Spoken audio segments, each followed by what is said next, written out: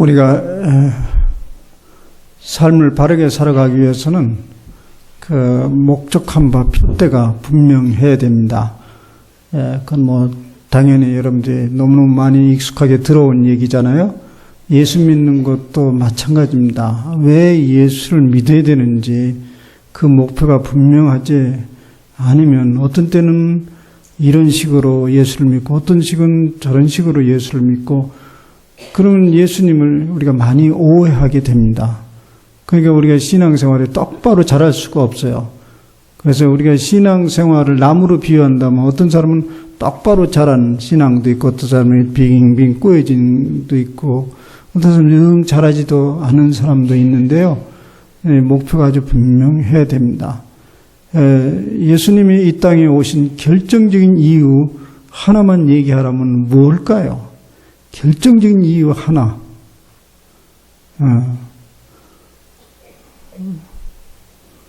화목하게 잘 살으라는 얘기입니다. 그렇게 어려운 얘기 아니에요. 화목하게 잘 살아라. 아주 굉장히 간단한 얘기입니다. 그러니까 우리가 주님을 잘 따르고 있느냐 없느냐는 화목하게 잘 사느냐 안 사느냐 거기에 달려있다고 말해도 과언이 아닙니다. 오늘 말씀에 이 짧은 말씀에 무려 화목이라는 말이 5번 나오는데요. 그 핵심적인 말을 몇 개로 한번 다시 읽어보면 18절에 보면 우리에게 화목하게 하는 직분을 주셨다. 19절에는 화목하게 하는 말씀을 우리에게 부탁하셨다. 20절에는 너희는 하나님과 화목하라. 그런 얘기입니다. 어떻게 우리가 화목하게 할 수 있냐? 그건 말할 것도 없이 예수님이 그것을 위해서 이 땅에 오셨고 그것을 이루셨습니다. 그래서 오늘 말씀에도 우리에게 그런 화목하게 하는 직분을, 사명을 좀 잘 감당해달라. 이것이 간절히 부탁하는 마음입니다.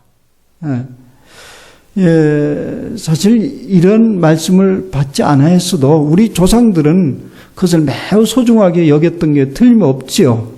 여러분 지금은 그렇게 많이 안 보이는데 옛날에 어른들이 사는 집에 가보면 그 안방에 액자가 하나 큼직하게 걸려있는 거 있었어요. 아주 집집마다 걸어놓은 그 고사성어가 있죠. 기억나세요? 가와 만사성이라 이런 액자가 걸려 있었습니다. 뜻은 우리가 잘 아는 대로 집안이 화목하면 모든 일이 잘 된다. 그런 얘기입니다. 집안이 화목해야 만사가 성공한다, 성립한다, 이룬다 이런 뜻이잖아요. 이것은 명심보감에 나오는 말 중에 얼마를 잘라낸 것입니다. 명심보감의 이 말의 전체는 이렇습니다. 현부는 영부기하고 악부는 영부천이니 자요상친낙이요 가와 만사성이라. 이 말은 이런 얘기입니다. 어진 아내는 지아비로 하여금 귀하게 되도록 하고 악한 아내는 지아비로 하여금 천하게 만든다. 이런 뜻이에요. 근데 이 말은 여성들이 좀 기분 나쁠 거예요. 그러니까 옛날에 나온 글이거든요. 요새는 뒤집어서 얘기해도 괜찮습니다. 그 어진 남편은 아내로 하여금 귀하게 만들고 악한 남편은 아내를 천하게 만든다. 명심해야 됩니다. 아내가 마음에 안 들어서 이러쿵저러쿵 얘기하는 것은 지가 그렇게 만드는 거예요. 남편이 이러쿵저러쿵 얘기하면 자기가 그렇게 만들었다. 그런 얘기입니다. 남편이 정교하게 보이면 자기 마음이 정교했던 거예요. 아내가 정교하게 보이면 자기 마음이 그렇게 정교했던 것이죠. 그리고 그 다음 얘기는 자식이 효도하면 부모가 즐겁고 가정이 화목하면 모든 일이 잘 이루어진다.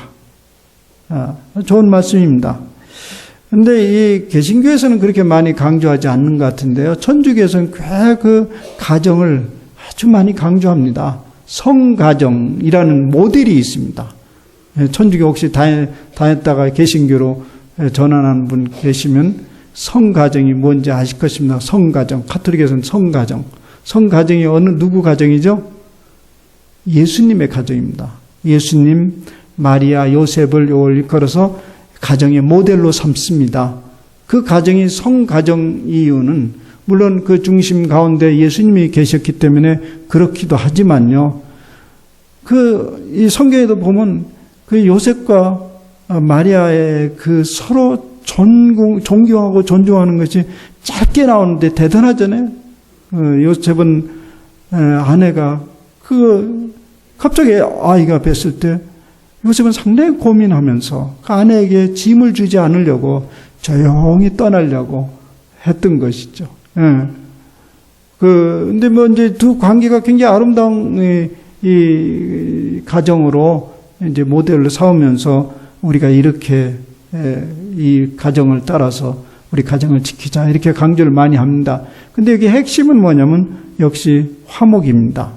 그래서 예수님께서 후에 산상수훈에 이런 말을 자연스럽게 할 수 있었던 것 같습니다. 화평케 하는 자는 복이 있나니 그들이 하나님을 볼 것임이라고 말씀하셨습니다. 다시 말씀드리자면 예수님이 이 땅에 오신 결정적인 이유는 세상과 우리를 구원하러 오셨죠. 그죠? 이게 이제 우리가 일반적으로 하는 소리인데 구원하러 오셨다. 근데 구원이 뭔데요? 내가 계속 얘기했죠. 전날, 어제. 구원이라는 건 사람들이 오해하고 있어요. 죽으면 이제 죽은 무덤 툭툭 치면서 얘들아 일어나라 가자. 이런 걸로 생각하는데요. 예수님은 그것은 별로 관심이 없었습니다. 오늘 이 땅에 사는 것을 얘기하는 것이죠. 사실 구원은 다른 게 아니고 갈라진 관계를 이어주고 회복시키는 것을 구원이라고 합니다. 어떻게 갈라졌냐면 일단 하늘과 땅이 갈라졌어요. 말하자면 하나님과 우리의 인생들이 갈라졌잖아요. 그것을 다시 회복시키고 이어주러 오셨습니다. 하늘과 땅만 갈라졌습니까? 인간과 인간 사이가 갈라졌어요. 이것을 이어주러 오셨습니다. 그리고 인간과 자연이 갈라졌어요. 그것을 이어주러 오셨습니다. 이것이 바로 구원입니다. 이것을 다른 말로 얘기하면, 구원을 다른 말로 얘기하면 화목하게 하는 일이라고 말할 수 있습니다. 이걸 여러분들이 분명히 하셔야 됩니다. 화목하는 일이 없어지면 구원을 입에 담지를 마세요. 구원이 화목이고 화목이 구원입니다. 화목이라는 것은 떨어진 것을 연결시키는 거잖아요. 근데 이 화목이라는 말을 원래 원어에 찾아보면 이제 카탈라센이라는 말인데요. 이 말은 이런 뜻입니다. 서로의 관계에서 태도가 바뀐 상태를 말합니다. 태도가 바뀌어졌다. 그런 얘기를 하는 거죠. 근데 이 말이 무슨 말인가 다시 얘기하면 그리스도로 말미암아 하나님과 우리가 화목하게 되었다. 이 말은 무슨 말이냐면 그리스도로 인해서 하나님이 우리를 향한 태도가 바뀌어졌다. 이런 뜻이에요. 그리스도 때문에 하나님이 우리를 향한 태도가 바뀌어졌다. 근데 하나님이 우리를 향한 태도가 본래 뭐였는데 본래는 매우 좋았어요. 말할 것 없어요. 그 다음에 무슨 일이 벌어졌어요? 하나님이 인간을 만든 것을 후회하셨다는 말이 나오고 또 구약의 여러 역사들을 보면 하나님이 화가 많이 나셨어요. 징벌하시고. 그래서 바울은 그것을 갖다 우리는 원래 저주와 징벌의 대상이었다고 얘기했어요. 저주와 징벌. 예. 말하면 왜 그렇게 됐어요? 왜 우리가 저주와 징벌이 대상이었어요? 우리가 잘하는 죄졌다. 죄라는 건 또 죄졌다 하면 하도 머리에 세뇌가 돼가지고 죄 이런데요. 이 죄라는 것은 미국에서 아주 무서운 거 뭐 있죠? 크레딧이 망가지면 무섭잖아요. 다시 말하면 빚을 지는 거예요. 빚. 근데 빚도요. 갚을 만큼 적당히 져야지 빚을 많이 져버리면 노예가 되든지요. 꼼짝없이 거기에 붙들릴 수밖에 없습니다. 빚을 주인이 탕감해주기 전까지는 그 사람은 빚쟁이요. 빚쟁이는 노예예요. 사실은 우리는 하나님 앞에 너무 큰 빚을 졌기 때문에 도저히 회복 불가능합니다. 성경은 그걸 갖다가 10,000달란트 빚을 졌다 이런 얘기를 하는데 셀 수도 없는 얘기죠. 예. 그 큰 빚을 진 인간이 그것을 갚지 않으면 우리는 늘 저주와 징벌의 대상이 될 수밖에 없습니다. 그래서 우리 인간을 뭐라고 묘사를 하냐면 마태복음에 보면 세례요한이 이렇게 묘사하고 있습니다. 하나님을 농부로 비유하고 우리를 나무로 비유해 놓고 그 농부가 나무 옆에다가 도끼를 놔두었다 이런 말을 하고 있습니다. 마태복음 3장 10절에 보면 이미 도끼가 나무 뿌리에 놓였으니 좋은 열매를 맺지 않은 나무마다 찍어 불에 던지리라. 그러니까 우리 인생들은 본래 우리가 이렇게 나무라고 한다면 거기에 도끼가 딱 놓여진 거예요. 아마 그 나무가 생각을 할 줄 안다고 한다면 그 나무가 편안히 살 수가 있어요? 언제 도끼가 내리 찍을지도 모르는 도끼가 딱 준비되어 있어. 우리 인생들이 본래 그러했던 것입니다. 세례요한이 예수님 오시기 전에 그것을 맹렬하게 외쳤습니다. 너 옆에 도끼가 이 집에 놓여있다. 회개하라. 그 무시무시한 그 사건이 예수님으로 말미암아서 도끼를 슬쩍 치워버렸어요. 누가요? 농부이신 하나님이 도끼를 슬쩍 피웠어요. 그래서 하나님의 태도가 바뀌어졌습니다. 우리를 향해서 관대하게 됐어요. 더 이상 도끼를 내리칠 수 없을 만치 관대하게 됐습니다. 비로소 우리는 그래서 하나님과 화평하게 됐습니다. 여러분 그게 뭔지 여러분들이 경험해 보셨어요? 사실 이전에 우리 그리스도인들 중에 하나님이 무서워서 벌벌 떠는 사람은 별로 없잖아요. 그죠? 근데 옛날에 우리 조상들은 하나님을 상당히 무서워했습니다. 상당히 무서워했어요. 여러분 번개만 번쩍번쩍 돼도 누구 하나 잡아갔네. 아이고 나는 오늘 겨우 면했네. 두려웠던 거예요. 뭐 옛날에 우리 여러분 이집트에 한번 가보시면요. 제가 성지순례 하면서 이집트를 이제 가면서 거기 이집트 가면 뭐 맨 처음에 가는 곳이 피라미드나 스핑크스의 거대한 문물을 보고 그 다음에 곧바로 그 옆에 있는 국립박물관에 가게 됩니다. 국립박물관에 보면 그 문화가 찬란하죠. 그게 무려 그 문화가 BC 3000년 전이에요. BC 3000년. 그러니까 기원전 3000년. 지금부터 5000년 전의 문물인데 지금 내놔도 손색이 없을 만치 금색, 세공, 각가지 문물들인데 너무 찬란해요. 사람들 가서 입이 쫙쫙 벌어져요. 며칠을 봐야 되는데 쫙 둘러보고 저는 더 볼 것도 없다고 판단해버렸어요. 그 찬란한 것이 입을 다물다가 나중에 거의 나올 때쯤은 이렇게 혀를 차고 나옵니다. 그 문화가 대부분 뭐와 관련된 문화냐면요. 전부 다 종교와 관련된 거예요. 종교. 근데 온갖 잡된 신들이 꽉 들어차 있어요. 무서우니까 각 신들을 다 만들어 놓은 거예요. 풍뎅이 신도 있더라고요. 풍뎅이 신. 여러분들 잘 아는 대로 바로왕이 가지고 있었던 신이 뭐죠? 바로왕이. 저기 왕관에 이렇게 붙여놨죠. 뱀 했잖아요, 뱀. 코프라. 그러니까 성경에도 나오잖아요. 그 뱀하고 싸우는 장면이. 그 자네들이 아주 굉장히 존중히 여기는 뱀 신이었었어요. 근데 마지막에 이렇게 쭉 나오는데요. 어디서 많이 본 똑같은 신이 거기 딱 서 있더라고. 그러니까 동네 검둥이 개. 개가 딱 이렇게 버티고 이렇게 서 있더라고. 보니까 신이에요, 그게요. 그들이 섬겼던 신. 근데 요 신은 무슨 신인고 하고 자세히 읽어봤더니요. 보통 신이 아니더군요. 그 개가 뭐를 똑바로 쳐다보는 뭐가 하나 있더라고. 그거 보니까 천칭이에요, 천칭. 천칭 아세요? 저울. 저울인데 아주 미세한 걸 달 수 있는 저울이죠. 약 같은 걸요. 미세한 거. 그 천칭이 딱 있는데 걔가 거기서 이렇게 노려보고 있는 거예요. 봤더니 그 개가 심판의 신입니다. 그 심판의 신인데 이제 그 천칭은 뭐 하냐면 이제 우리가 다 이제 심판 그 개신 앞에 딱 쓰면 이제 자기 심장을 다 빼다가 심장을 그 천칭에다 올려놔야 됩니다.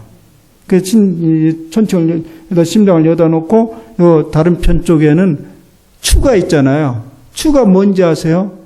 추가 깃털이에요. 깃털.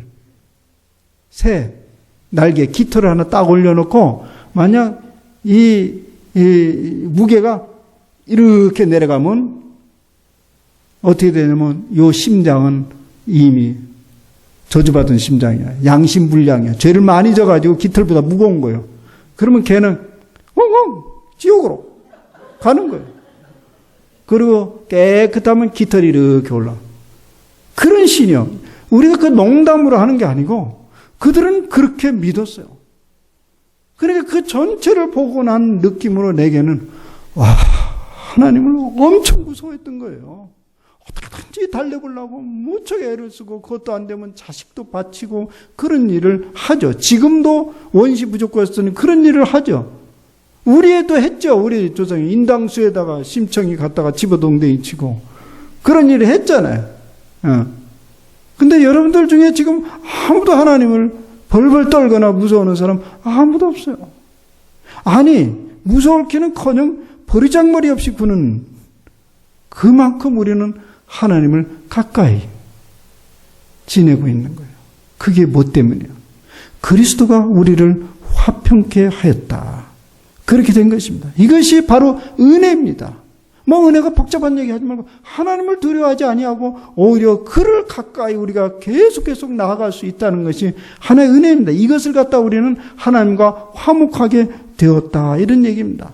여러분들이 이 사실을 믿는다면, 정말 여러분들이 이 사실을 믿는다면 이웃을 향한 태도도 바뀌어질 수밖에 없어요. 성경에 나오잖아요. 아니 10,000달란트 우리가 빚을 져서 탕감을 받았는데 너에게 100달란트 빚진 사람을 탕감해 주는 것이 마땅하지 아니하냐? 이것이 복음서의 얘기 아니에요. 그래서 이런 말씀을 오늘 합니다. 그가 하나님이 그리스도로 말미암아 우리를 자기와 화목하게 하시고 또 우리에게 화목하게 하는 직분을 주셨다. 여기 이중적인 사건이 있습니다. 하나는 뭐냐면 하나님이 우리를 화목하게 하셨어요. 하나님과 당신. 그리고 그 다음에 우리에게 너희들도 그렇게 화목하게 하는 직분을 감당하라 이렇게 하셨습니다.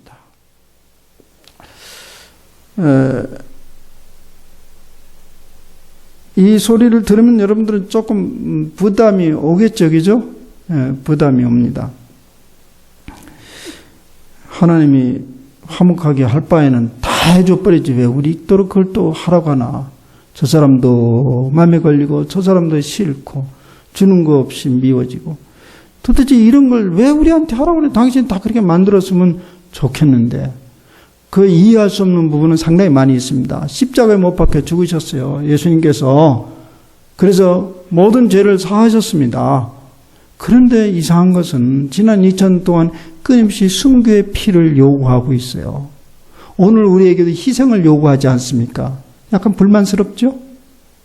했으면 다 해버리지 왜 또 우리한테 그런 걸 요구하는지 모르겠어요. 약간은 알아요, 제가. 근데 완전히는 몰라요. 그래서 제가 간절히 소원하는 게 있어요. 천국은 반드시 가야겠다.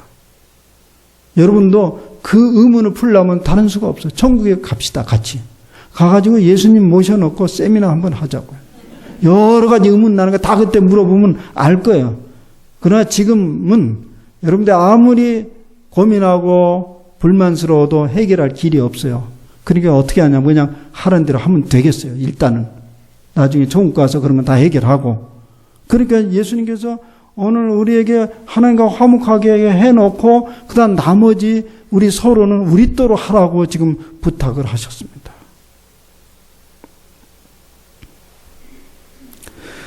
여러분들이 이것을 노력한다. 이게 이제 화목하라면 또 하나 스트레스가 뭐냐면 근데 우리가 이거 해야 되니까 힘드는 거 아니에요. 적어도 여러분들이 이 화목하게 하는 직책을 가질 때 내가 집안의 아내인데 아내는 뭐예요? 안자. 이거 알죠? 한문으로 안자. 집가자에다가 계집녀를 써놓는 게 안이잖아요. 안이 뭐예요? 평안하다는 뜻이에요. 집에서 여자가 편안해야 온 집이 편안하다. 이런 얘기입니다. 그러니까 평안하지 않는 것은 뭐예요? 누구 탓이요? 여자 탓이라고. 부부가 싸우면요.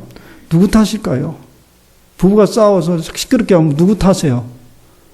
답을 다 줬는데 대답을 안 해요. 아내 탓이에요. 왜 아내 탓이냐면요. 남자들은 애들이요. 애들이요. 그러니까 애들하고 왜 싸워? 달게 가지고 그냥 편안하게 사시지. 그러니까 이제 화목하게 하라면 집안 가면 여자들이 스트레스를 받을 거예요. 그러나 남편도요. 집 같잖아요. 이 상투머리. 이게 딱 받쳐줘야 집안은 편한 거예요. 예. 그 노릇을 해야 그 제대로 편하니까 또 남자는 남자대로 집에 가면 화목하게 해야 되니까 스트레스를 받지요. 또 교회에서 화목하게 하지 못한 주 인물들은 아무래도 목사, 장로, 직분을 맡은 사람들이요. 그러니까 스트레스를 받을 거예요. 예. 그러니까 서로 노력을 이제 하지요. 근데요, 그렇게 노력해서 화목하게 하려고 하는 그 집안이나 집단들을 보면 저는 긴장이 됩니다. 저건 폭풍 전야지. 그게 언제 터질지 모른다. 그러다가 와르르 터지면요, 완전히 박살나는 거예요. 예. 그래서 오늘 이 성경에서 화목하라 하는 말은 그런 의미가 아닙니다. 여러분들이 화목하려고 애를 쓰고 노력하라는 말이 아닙니다. 저는 오히려 이렇게 부탁하고 싶습니다. 부부가요, 싸울 일이 있으면 그 나눠서 싸우세요. 투닥투닥 싸우세요. 골고루 나누면 힘이 약합니다. 나눠서 꾹 참고 있다 확 버리지 말고 나눠서 싸우세요. 교회에서 싸울 일이 있으면요, 그냥 조금씩 나눠서 상처 안 입을 만치 싸우세요. 그래야 뭐 키도 크고 또 살 재미도 있고, 그죠? 그러니까 뭐 안 싸우면 너무 좋지요. 안 싸우면 돼. 근데 안 싸울 수가 없으니까. 근데 오늘 화목하게 하라는 말은요, 그렇게 여러분들이 화목하도록 노력하라는 그 말이 아니고요. 이 말을 기억해야 됩니다. 그리스도께서 우리를 화목하게 하셨으니 너도 화목하게 하는 직분을 가져라. 이 소리는 뭐냐면, 여러분들이 이 화목한 직분을 잘 감당하려면 하나님과 나와의 관계가 온전하게 화목되었느냐를 확인해야 됩니다. 확인해야 돼요. 여러분, 하나님과 어떻게 화목했습니까? 화목하고 있어요? 그게 이제 무슨 말인지 이해가 안 되면요, 제가 좀 더 감각적인 얘기로 물어보겠어요. 하나님과 여러분이 화기애애합니까? 맞아요? 화기애애해요? 화기애애해요? 뭘 화기애애하겠어요? 그냥 하나님 뭐 말씀 보면 어떻게 돼요? 이것도 못했고 저것도 못했고 그래서 주눅이 들죠? 뭘 잘했는데 화기애애해요. 그런 생각이 들잖아요. 그래도 서로 주거니 받거니 하고 뭐가 소통이 돼야 되는데 하나님께서 우리에게 하라는 얘기들이 많이 있는데 하나도 한 거이 없고, 성경만 보면 주눅이 들고 이것도 못했네 저것도 못했네 맨날 회개한다. 큐티 혹시 하는 분 계세요? 큐티 하는 분 보면 이것도 잘못했고 저것도 잘못했고 언제 잘할 건데. 사실 하나님 앞에 이렇게 죄송하고 부족하게 생각하면서 사는 태도는 나쁘지는 않습니다. 그러나 그런 생각이 반드시 좋은 것만은 아닙니다. 반드시 좋은 것만은 아니에요. 뭐 예를 들자면 이제 제가 오래전에 이제 그 지방의 어느 그 큰 교회에 설교를 갔었는데요. 이제 교회가 크니까 목사님들이 아주 많아요. 근데 뭐 거의 다 뭐 저희 우리 학교에서 제가 가르친 제자들이죠. 근데 이제 설교를 끝나고 그 담임 목사님실에 앉아서 이렇게 환담을 하는데 그 이제 여러 부목사님들이 선생님 왔다고 인사하러 하러 왔어요. 쫙 들어와서 앉아 있는데 근데 한 사람이 안 나타나더라고. 제가 그 목사가 거기 있다는 걸 알고 있는데 안 나타나요. 그래서 내가 그 목사님 안 보이네. 어디 가셨냐고 출타했냐고 그랬더니 아니래요. 교회 안에 있대요. 근데 왜 안 오시냐고 그랬더니 그 목사님이요, 학교 다닐 때 선생님한테 찍혀갔다고 그래. 찍혀가지고 얼굴 볼 면목이 없어서 안 온다고 그러더래요. 제가 기분이 좋았겠어요. 참 묘하더라고. 그래서 내가 어딜 찍었나? 발을 찍었나? 뭐 이게 이제 생각이 멈도는데, 근데 어렴풋이 무슨 생각이 떠오르더라고. 그러다 보니까. 그래서 이게 안 되겠다. 목사가 이런 마음을 가지고 목회를 하면 이 짐이 되잖아요. 그래서 불러서 일부러 부르라고, 오라고. 그랬더니 찌삐찌삐해가지고 교인 앞에서 당당한 목사가 선생님 앞에 이러고 왔어요. 그래서 여보, 오래간만이요. 아주, 참, 이렇게, 어느새 이렇게 목사가 돼서 성도들을 가르치고 설교하는 게 참 자랑스럽다고. 근데 내가 있잖아요. 생각해 보니까 학교 다닐 때 좀 소란스럽게 한 사람들 나중에 보니까 큰 인물이 됩디다. 그 우리말에 이런 말 있잖아요. 대기만성이다. 그릇이 큰 인물들은 시끄럽게 굴거든. 여러분 자식들 지금 속삭이는 자식들이 있죠? 포기합니까?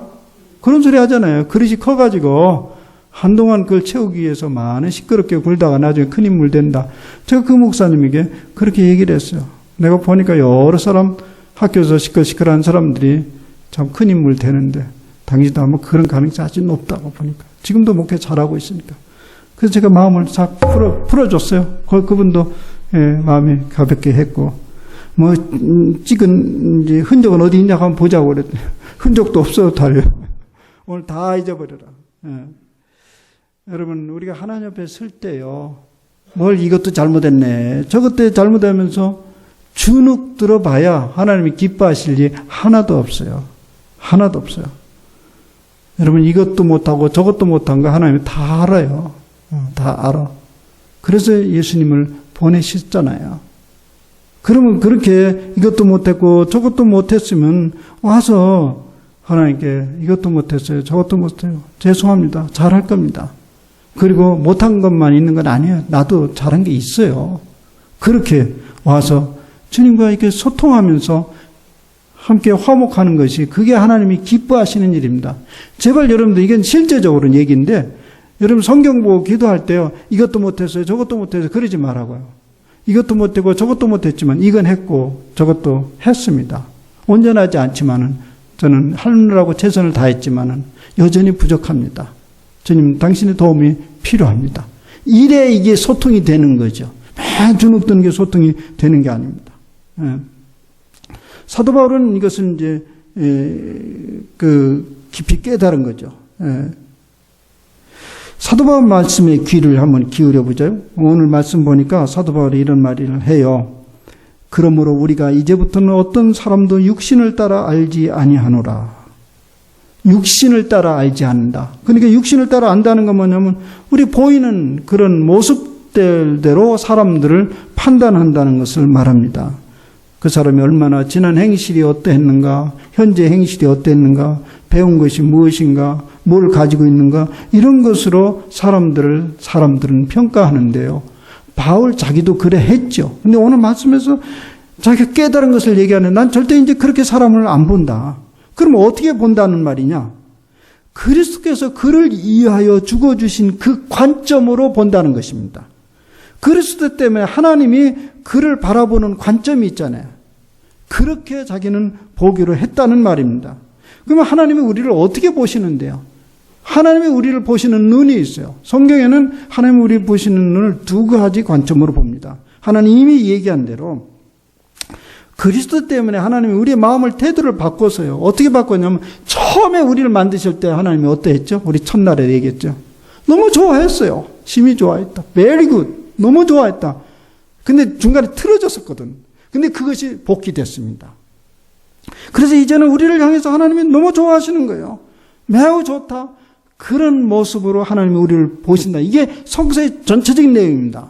제가 뭐 억지로 이렇게 인위적으로 만든 게 성서를 그거 보세요. 하나님이 우리를 향한 태도가 완전히 바뀌었습니다. 이제는 very good. 좋다. 너무 좋다. 그래도 우리 생각 같은 우리는 그래도 부족하잖아요. 그죠? 뭘 좋겠어. 이렇게 이제 여러분들 생각을 하죠. 그런데요. 반드시 하나님이 좋아할 만한 인물로 여러분들은 바뀌어질 것입니다. 하나님은 그걸 알아요.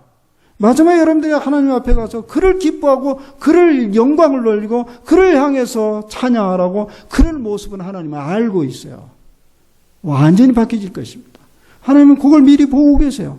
그래서 우리를 보고 하나님은 기뻐하시는 것입니다. 스바냐는 그것을 미리 예언했어요. 기뻐서 어찌할 줄을 모른다라는 말이 스바냐에 나옵니다. 여러분 제가 철학 얘기를 좀 할게요. 이 철학에서 인식론이라는 게 있어요. 인식론. 대학에 이제 1학년 보면 다 철학개론에서 이제 배우는 건데 인식론은 이게 뭐냐면 이제 어떤 지식을 우리가 형성하게 되잖아요. 그 지식이 어떻게 형성되는가 그 과정을 연구하는 학문인데요. 근데 그 인식론에서 보통 오늘 유심론이라고 인식론의 또 다른 줄기인데요. 인식론에서 이런 말이 있어요. 우리가 지식을 형성할 때 일반적으로 대상을 통해서 지식을 형성한다고 생각하는데 대상이 뭐 물건이 저렇게 봐서 저거 피아노다 저렇게 생겼으니까 쑥 와가지고 지식이 형성된다고 하는데 사실은 많은 경우 그렇지 않다는 거예요. 우리 마음이 대상에게 지식을 준다는 것이에요. 우리 마음이. 그러니까 대상이 지식을 주지 않고 우리 마음이 지식을 형성한다.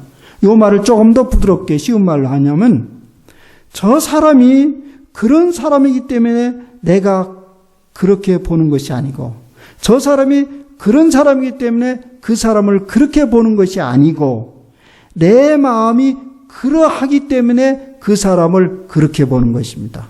잘 따라오셨어요? 그렇다는 거예요. 근데 사람들은 그런 생각이 아니죠. 생기기를 그렇게 생각했으니까 내가 그렇게 생각하지 이렇게 하는데 그렇지 않다는 거예요. 지 마음이 그렇게 생각해서 그렇게 생각한다는 얘기예요. 이게 이제 오늘 철학에서 말하는 인식론의 한 모형 중에 하나입니다. 그러니까 따라서 우리가 가지고 있는 생각이나 지식은 어떤 대상보다는 우리 마음이 우선이라는 말을 하는 거죠. 하나님도 우리를 볼 때 우리 모습대로 이렇게 보는 게 아니에요. 하나님 코테슨 마크 마음대로 보는 거예요. 하나님 마음대로 제멋대로 아니고 하나님 마음으로 우리를 보시는 거예요. 하나님 마음이 어떤데요? 우리 다 첫날에 얘기했어요. 하나님 마음이 뭐죠? 제발 요건 잊지 마세요. 일생. 하나님 마음이 어때요? 사랑과 선하심이요.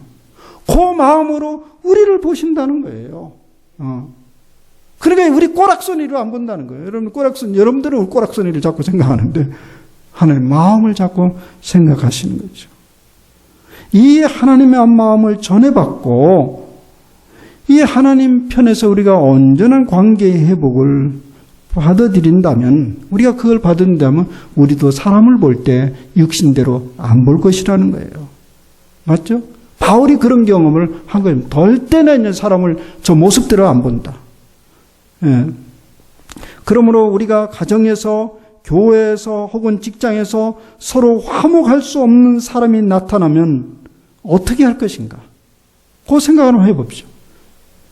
뭐 만약이 아니죠. 계속 나타나죠. 우리 교회에서, 가정의 직장에서 같이 할 수 없는 사람이 있어요. 힘들어요. 저 사람 천국 가면 나는 어디로 가나? 고민이 되는 거예요. 그런 사람 있잖아요. 이때 어떻게 이걸 극복하면 되겠죠? 사람들은 이렇게 얘기하죠. 그 사람을 입장에서 좀 이해해봐라. 그런 말을 세상에서 많이 하죠. 돼요, 그게? 그래서 그 말을 할 때 영어를 뭘 써요, 보통? understanding. 이 소리는 under는 아래잖아요. stand는 서라. 그 사람 아래에서 보면 이해할 것이다. 아주 말은 잘해요. 근데 그게 되지를 않아요. 그러지 말고 저는 그렇게 말하고 싶지 않아요. 그 사람을 이해하려고 애쓰기 전에 이해할 것이 뭐냐면 자기 자신이에요. 자기 자신을 이해하는 거예요. 내가 왜 저 사람과 이렇게 불편한 관계에 있는가? 생각을 해보세요. 내 마음이 근본적으로 하나님과 화평의 관계를 누리고는 있는가? 그리고 우리를 화목하게 하시려고 오신 예수 그리스도는 도대체 나에게 누구란 말인가? 내가 새 사람이 되었는가? 이렇게 묻다 보면 아하, 내가 저 사람 보는 것은 새 사람의 관점이 아니고 옛날 그 사람의 관점. 여러분 부부들 싸움하는 거 보면요. 다들 보면 새로운 얘기를 아니에요. 묵은 얘기를 가지고 싸워요. 당신 옛날에도 그랬더니 그때 몇 월 며칠 못하네요. 그런 건 아주 그냥 날짜, 시, 초까지 다 기억하고 있어요. 남편은 죽을 지경이에요. 저건 잃어버렸으면 좋겠는데 잊어버렸네. 반복 레코드를 반복. 뭐 아내만 그랬겠어요. 남편도 그렇죠. 그 묵은 관점으로 사람을 보기 때문에 그런 것이에요. 그래서 오늘 말씀의 절정의 말씀이 이것입니다. 그런즉 누구든지 그리스도 안에 있으면 새로운 피조물이다. 이전 것은 지나갔으니 보라 새 것이 왔도다. 우리는 모두 새로운 피조물이 되었습니다. 이전 것은 지나갔습니다. 새로운 것이 됐습니다. 새로운 인간이 되었다는 얘기예요. 여러분들은 또 물을 거예요. 내가 무슨 새로운 인간을? 그래요. 직구를 보면 새로운 인간이 아니지만 어떻게 새로운 인간이 됐어요, 우리가? 그리스도 안에서. 우리가 그리스도 안에 있기 때문에 우리는 새로운 인물이 되었습니다. 여러분들이 아무리 작심해도 새로운 인물로 될 수 없습니다. 금년에 들으면서 작심을 좀 해보셨어요? 금년에 좀 내가 제대로 살아야겠다. 좀 화목하면 살아야겠다. 뭐 새 사람이 되겠다. 작심 하셨어요? 안 했겠지요. 왜요? 그 옛날에 많이 해봤잖아요. 돼요? 그래서 이제 작심 3일 뭐 했다가 또 요새는 뭐라 그래요, 요새는? 작심 3초. 그럴 바에는 안 하는 게 낫지. 그래서 여러분들 안 했을 거예요, 분명히. 우린 스스로는 안 됩니다. 안 돼요. 어떻게 우리는 새로운 피조물이 될 수 있어요? 그리스도 안에 있으면 새로운 피조물이 됩니다. 새로운 피조물이 뭔가를 또 오늘 보자고요. 새로운 피조물이. 내가 뭐 이렇게 새로운 피조물이 새롭게 됐다라는 말을 바울 선생님의 경험을 통해서 좀 이해할 수 있습니다. 바울 선생님이 오늘 고린도서가 바울 선생님이 쓴 건데요. 바울 선생님의 큰 깨달음입니다. 그냥 머릿속에 나온 게 아니에요. 스스로 자기 경험한 깨달음이거든요. 바울이라는 인물이요. 어떤 인물이에요? 상당히 악한 사람이었어요. 바울은요. 어떤 사람이 누구를 죽일 마음을 가져요? 웬만하면 그런 마음 안 갖잖아요. 여러분들 죽일 마음 가져봤어요? 마음이야 갔지요. 아유, 저거 장씨. 그렇게 하다가도 절대 행동을 조금도 못 옮긴 대부분. 근데 바울은 행동에 옮겼어요. 그것도 예수 믿는다고 갖다 잡아주고, 열심히 그것도, 보통 열심히 아니면 멀리까지 가도 잡아오고. 그러다가, 그날도 그 예수 믿는 사람을 박해하러 가다가 중간에 다메섹 도상이라는 곳에서 부활하신 그리스도를 만났잖아요. 그래서 그가 변화됐잖아요. 근데 실제 그가 다 변화됐을까요? 내가 보면요. 그것은 변화의 출발점이었죠. 실제 변화 많이 안 일어났어요. 그거 보면 알아요. 성경에 보면 바울은요. 대단히 다혈질적이에요. 신경질이 많은 사람이었어요. 그래가지고 누가 자기를 힘들게 하면 이제 다른 사람이 힘들게 아니죠. 자기가 이제 복음을 전하고 이 교회를 형성해서 교회에서 일어나는 사건인데요. 자꾸 교인들이 힘들게 하잖아요. 바울을.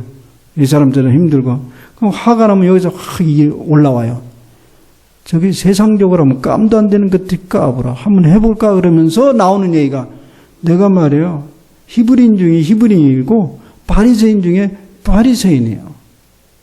율법으로 말미암은 누구보다도 열심히 냈던 사람인데 니들은 영주권 받고 시민권 받은지만 몰라도 나는 날 때부터 시민권자였어. 알죠?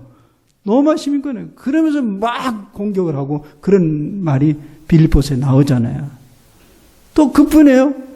이제 주님을 섬기려고 열심히 하다 보면 또 부딪혀요. 그럼 화가 나면 니들이 열심히 있으면 얼마나 했으면 나는 내 심장에 그리스도의 흔적을 가지고 있다 그러면서 와 화를 내고 그거 여러분들 그냥 글로 보니까 화가 나는 바울의 얼굴이 보여요. 그때 얼굴아 그렇게 하고 나면 바울이 시원했을까요? 안 시원했을까요? 절망했을 거예요. 좌절감이 일어났을 거예요. 내가 분명히 다메섹 도상에서 그리스도를 만났는데 왜 자꾸 이렇게 무너지냐? 근데 바울이 그때마다 절망을 하는 듯 하다가 다시 출발했어요. 맞아. 내가 그리스도 안에 있지. 다시 출발해. 다시 시작했어. 다시 시작. 계속. 그리스도 안에서 다시 들어가서 또 다시 시작하고 그러다가 마침내 그는 이제 온전한 사람이 됐잖아요. 내가 이룬 것도 없고 얻은 것도 아무것도 없다. 오직 앞에 있는 표대를 향해서 달려가노라. 그리고 거의 마지막에는 내가 죄인 중에 괴수다. 내가 뭘 주장할 존재가 되는가. 그렇게 자라갔습니다. 그게 바로 뭐냐면 피조물이 됐다는 거예요. 다시 말하자면 피조물이라는 것은요. 언제나 새로 시작할 수 있는 거예요. 여러분 그래서 바울 신학을 뭐라고 했냐면 엔 크리스토스라고 그래요. 바울은 모든 것이 어디에서 만사형통하세요?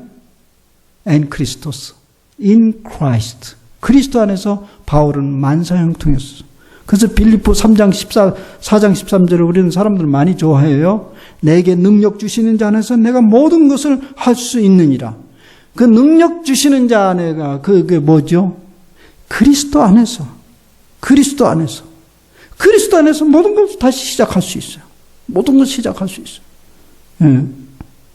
물론 새로운 사람이 될 수 있어요. 언제나. 지금 또 새로운 사람이 되면 돼요. 그것이 바울의 가르침입니다. 여러분, 세상 사람과 우리와 결정적인 차이점이 바로 이것입니다.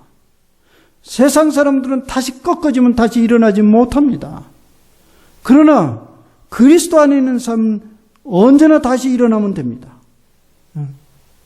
이제 우리는 이 세상을 볼 때, 사람들을 볼 때 이런 생각을 갖지 마시기 바랍니다. 죄값으로 죽어야 되는 사람은 이제는 아무도 없습니다. 누구도 자기의 잘못 때문에, 죄값 때문에 증오와 미움의 대상이 될 수 있는 사람은 아무도 없습니다. 왜 그럴까요? 그리스도께서 그 모든 죄값을 다 짊어지셨습니다. 그래서 이런 말씀을 하시지 않아요? 한 사람이 모든 사람을 대신하여 죽었은즉 모든 사람이 죽은 것이라. 한 사람이 모든 사람을 대신하여 죽었다. 그래서 모든 사람이 죽었다. 이 소리 뭐죠? 뭐가 죽었어요? 우리 다 죽었습니다. 뭐가 죽었어요? 옛사람.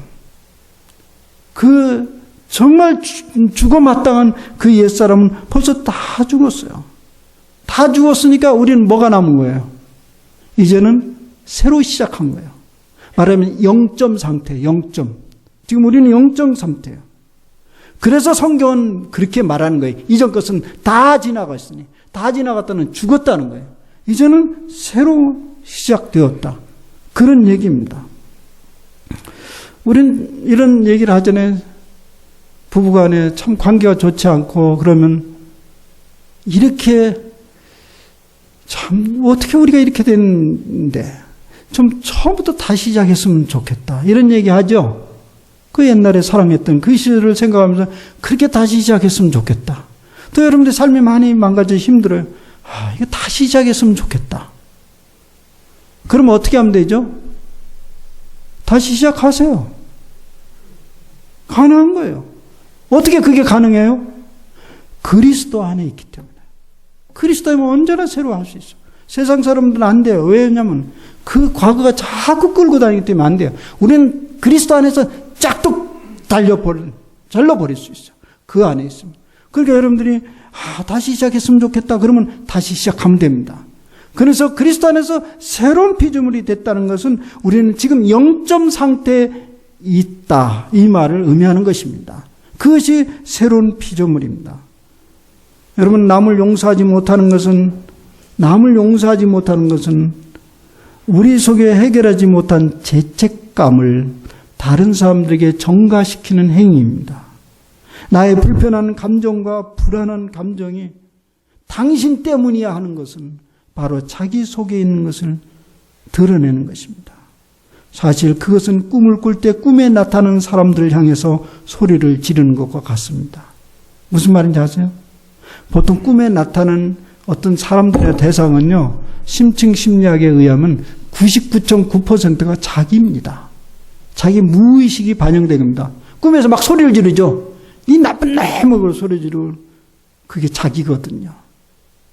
지금 우리가 살아가면서 누구들 증오하고 미워하고 너 때문에 하는 것은 해결되지 못한 자기의 깊은 무의식의 죄책감을 반영하는 것입니다. 그래서 오늘 이렇게 먼저 얘기하잖아요. 화목하는 직분을 감당하라고 할 때 먼저 주는 것은 너희는 하나님과 화목하라. 이런 얘기죠. 근데 하나님과 화목하라 이 말을 하면 또 사람들은 또 오해를 해요. 너무너무 오해를 많이 하는데 하나님을 분을 풀어줘야 된다고. 하나님 화난 것을 풀어준다고. 그래서 뭐 일천번제를 쌓아야 되고 막 그런 얘기를 하는데요. 그리고 하나님이 날 버렸으니까 하나님 얼굴을 돌려야 된다고 이렇게 그런 생각을 가진 건데요. 그렇지 않습니다. 여러분, 하나님과 화목하라는 것은 거듭 그리스도 안으로 돌아가는 것입니다. 예. 여러분, 그런데요, 이게 두 가지가 서로 얽혀져 있어요. 하나님과 화목하게 이미 됐어요, 우리는요. 여러분들의 행위와 상관없이 이미 화목하게 됐는데, 그것을 사실 내 것으로 받아들이는 순간은 언제냐면 우리가 형제 자매들과 실제적으로 화목하게 될 때 그것이 내 것이 됩니다. 예, 그게 이제 묘하죠. 그리고 형제 자매들과 실제적으로 화목하는 그 어려운 가운데서 화목하고 화평을 이루는 순간 내가 하나님과 화목하게 됐구나. 그렇게 느끼는 것입니다. 우리가 느끼는 거예요. 그래서 이 잠언서에 보면 뭐라고 하냐면 형제와 서로 불화가 있을 때에도 하나님과 화목하면 그 문제가 다 해결되느니라. 이런 말을. 이 둘은 매우 밀접한 관계가 있는 것입니다. 여러분, 사람들 형제들이 너무 나를 힘들게 하고 받아들이기 어려운 것은 저 사람의 문제 아니고 내 문제예요. 내가 투사한 것입니다. 그때 여러분들이 그렇게 너무 다른 사람 미워하고 이게 함께하기 어려우면요. 너무 힘들잖아요. 나도 힘들잖아요. 그때 주님 앞에서 가슴을 치세요. 이건 내 탓입니다. 내 탓입니다. 그렇게 인정하면요. 내면 깊은 곳에서 주님의 음성이 들립니다. 그래서 내가 너를 위해서 죽었다. 십자가에 못 박혔다. 그 음성을 듣게 되면서 하나님과 화목이 회복되곤 할 수 있습니다. 사랑하는 여러분, 이제 2013년 지나갔어요. 그래서 2014년 한 달이 지났는데요. 그래서 금년을 아직 새해라고 말할 수 있는데요. 뭐가 달라졌어요? 일어나 보니까 하늘 색깔이 달라졌어요? 천지가 다 달라졌어요? 사람들이 달라졌어요? 새해는요, 사실 마음이 달라질 때 새해를 맞이하게 되는 거죠. 근데 저는 이 새해를 맞이할 수 있는 자격이 있는 사람들은 그리스도인이라고 말하고 싶어요. 왜냐하면 그리스도 안에 있으면 새롭게 출발할 수 있기 때문에. 다른 사람들은 왜 새해라고 하는지 나 모르겠어요. 마음이 새로워질 때 그게 새해가 되는 것인데 그리스도 안에 있어 우리는 새해가 되는 것입니다. 금년 한 해 동안 여러분들이 새로운 새해를 12월 말까지 계속 유지해 가시길 바랍니다. 그리고요, 우리가 서로가 서로를 볼 때 이렇게 보세요. 이제 서로를 볼 때 저 사람은 분명히 작년 그 사람이 아닐 거야. 이렇게 보세요. 예? 근데 보니까 옛날 그 사람이요. 그러면 어떻게 돼요? 이건 내가 그 사람이었던 모양이다. 작년 그 사람이다. 그러니까 언제나 화가 나고 저 사람 나를 짜증나게 하면 저 사람 분명히 작년 그 사람이 아닐 거야. 분명히 새롭게 시작한 사람일 거야. 그렇게 기대를 걸어보세요. 기대를 걸어보세요. 아무리 괴상하고 괴팍한 사람일지라도 그리스도 안에 있으면 새로운 사람입니다. 바뀌어져 가고 있습니다. 여러분, 금년 한 해 동안에 계속 그리스도 안에서 이것을 되뇌면서 매일매일 새롭게 시작하기를 바랍니다. 새로운 피조물이 됐다는 말은 언제나 새롭게 시작할 수 있다는 말입니다. 이걸 가지고 오늘 금년 한 해 동안 매번 승리하는 삶을 살기를 바랍니다. 기도합시다. 하나님 아버지 고맙습니다. 우리가 그리스도 안에 있지 않았더라면 어릴 때부터 끌어왔던 모든 과거가 끊임없이 우리를 괴롭게 하고 우리를 힘들게 할 것입니다. 결혼 초부터 시작된 모든 것들이 지금 계속적으로 우리를 압박할 것입니다. 이 한빛교회의 역사가 끊임없이 우리를 압박할 것입니다. 그러나 이제 우리는 그리스도 안에 있기에 그 모든 허물과 죄로 얼룩진 그 세월은 다 청산되었습니다. 정리되었습니다. 오늘 여기서 새로 출발하게 되었습니다. 주님, 우리 마음속에 열망하는 대로 다시 시작했으면 좋겠다는 생각이 들 때마다 우리는 그때부터 새로 시작할 수 있게끔 주님께서 우리에게 길을 열어주심을 감사합니다. 그래서 매일매일 새롭게 시작함으로써 우리의 삶을 주님이 기뻐하시고 우리가 행복해하는 그런 삶을 만들어가는 저희 금년 한 해가 되게 하여 주옵소서. 우리 주 예수 그리스도의 이름으로 감사하며 기도하옵나이다. 아멘.